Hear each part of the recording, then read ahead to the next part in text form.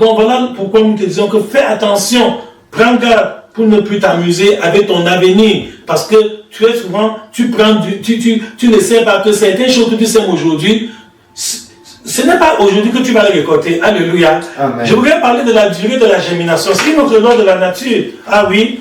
Il y a des gens qui disent, ah, pasteur, depuis que vous prêchez ça, depuis des années que vous dites de tout ça, ouais, ça, les gens continuent à jouer leur vie.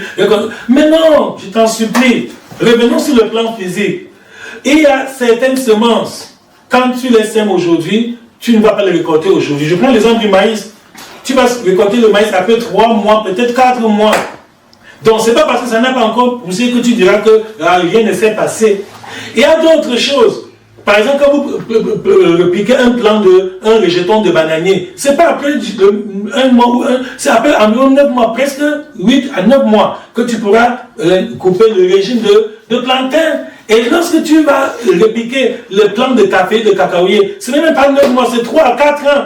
C'est ça. Non, un peu pour le colatier, ça fait plus de 10-15 ans pour que ça puisse produire. Alléluia. Amen. Donc, la semence est la même. Et la durée de la germination ne change rien à la semence. Certains actes, certains dégâts que tu commets dans ta jeunesse aujourd'hui, c'est quand tu seras à la retraite, quand tu seras déjà un vieillard, avec les cheveux blancs, que tu vas récolter en disant, ouais, si je savais, quand j'avais 15 ans, je n'aurais pas dû faire telle erreur. Quand j'avais 20 ans, je n'aurais pas dû prendre telle décision. Quand j'avais 30 ans, je n'aurais pas dû aller à tel lieu. C'est ça.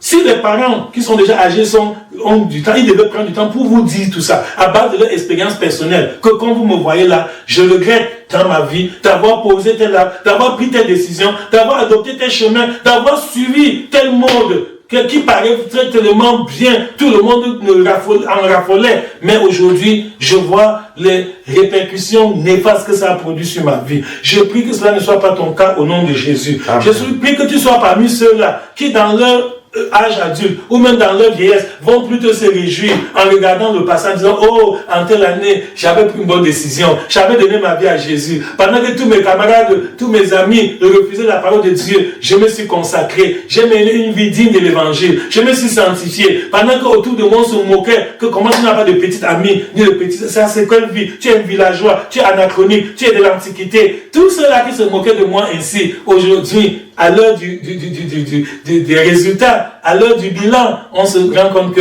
c'est moi qui avais choisi la bonne part. Alléluia. Amen. Je prie pour toi que la grâce de Dieu soit ton partage, que ce soit là ton témoignage dans quelques années au nom de Jésus.